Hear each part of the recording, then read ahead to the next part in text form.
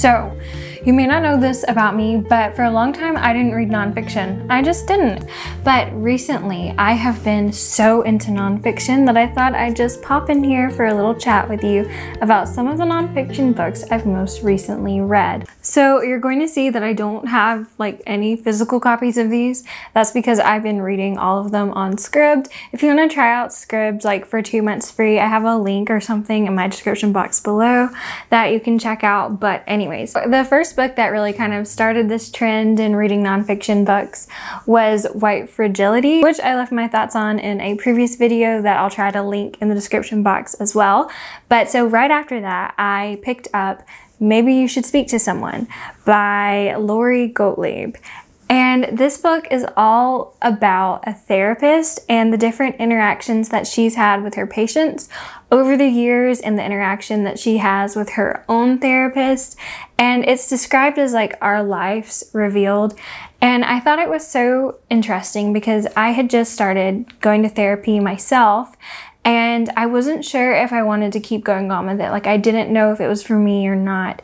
But then reading about like this therapist and about how therapy even helped her so much, someone who had like, you know, made it their life's mission to be a counselor and know how to help people, that therapy could even be helpful to someone like that.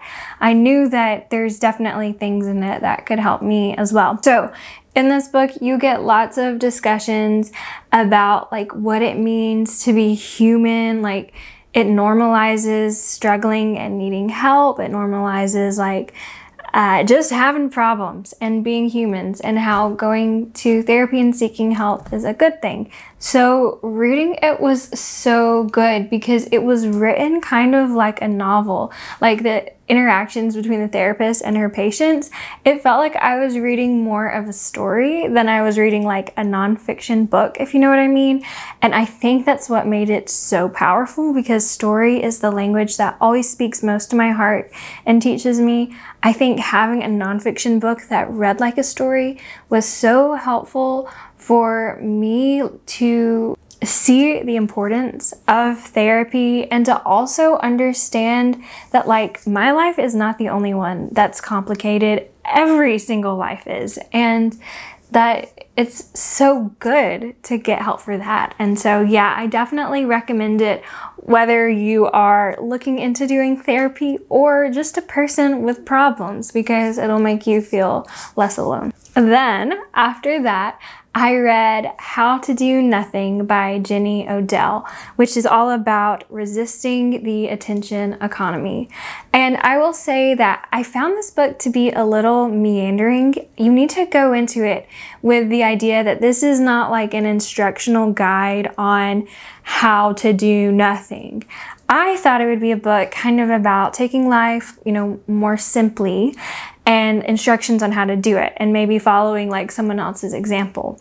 But really, it's not. So what it is it's a lot of different diatribes and sections about people who lived against the grain.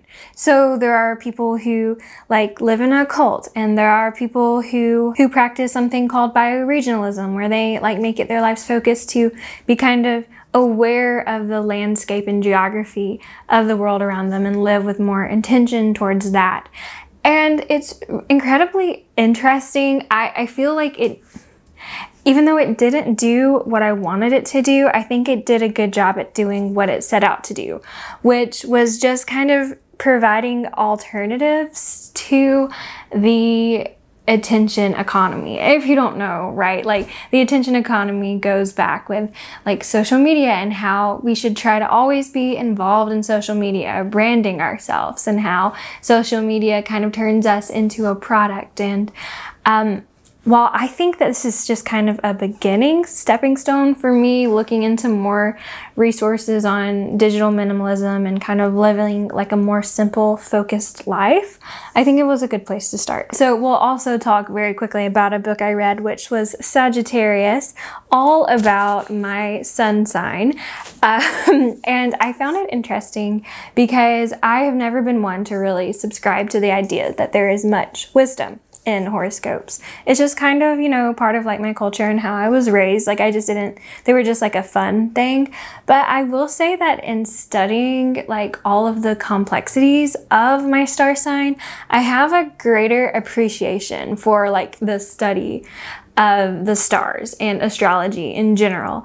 And while some things didn't apply to me, I was surprised to see so many pieces of myself reflected in this book. And it's definitely made me curious more about like the stars and things like that. So I enjoyed it and might consider picking up the Aquarius version of this book because my sun sign is Sagittarius. But through reading this book, I learned about something called a rising sign and a moon sign. And my rising sign is Aquarius. And I think that the Aquarius, like the rising sign, determines your day-to-day more. So yeah, if you don't know anything about that and you're curious, I would definitely just like Google how to find your rising sign because that was a lot of fun. Like I had always just thought I was a Sagittarius, but really with this type of thing, it's more complicated than that. And now we're just gonna do a little chat about the nonfiction that I'm reading and planning to read soon. So let me grab the book. So the nonfiction book that I am currently reading is one you may have heard of, The Life-Changing Magic of Tidying Up by Marie Kondo, all about Marie Kondo's method for tidying a home called the KonMari method.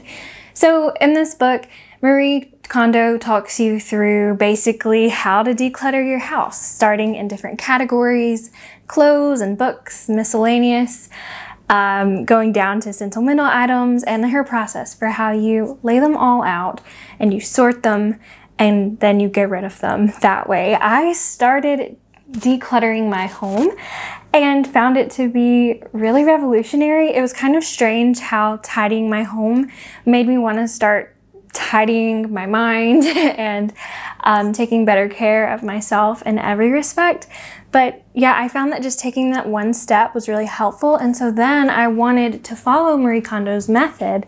And I've been applying bits and pieces of it to my life. And so far it's been good. I haven't read the whole book, so like I can't give you a review, but my friend Leanne really likes this book and I trust her opinion so much. So if you're looking to put a little spark in your life, spark of joy or something, then maybe pick this one up. And so I'll just kind of show you my Scrib screen right here. Like, to be honest, I don't even know if you can see, but I'm listening to Why Buddhism is True, which is about like the science behind, not really about why like the religious aspects of Buddhism is true, but like how meditation is actually helpful for a human, and different Buddhist philosophies are helpful for humans based off of science. And it's written by an evolutionary scientist who supports his findings with his own knowledge of science. I'm also reading I Miss You When I Blink, which is a collection of essays that are all kind of centered around like life and like this lady's kind of journey growing up into a human. They're really funny and they're written in a way similar to the therapist book I was mentioning earlier, in the fact that they really do read like fiction. Whereas I will tell you, Why Buddhism is True, that one definitely does not read like fiction. I can only listen to it at little bits of spurts at a time. And then you'll see the book that I'm hoping to read next, which is the little book of Hygge, I think you call it, and it's Danish Secrets to Happy Living. And so my friend Leanne, again, I have to mention her, please check out her channel, she's wonderful, is really into this concept of Hygge. And basically, I think it kind of boils down to like a simple way of living and like a cozy lifestyle. And I'm curious to learn a little bit more about how I can bring that into my life, because I very much want to. And there you have it. That's kind of where I am with nonfiction right now. If you have any suggestions for me, I would love for you to tell me what your favorite nonfiction book is in the comments below. And that's going to be it for now. Thanks for stopping by.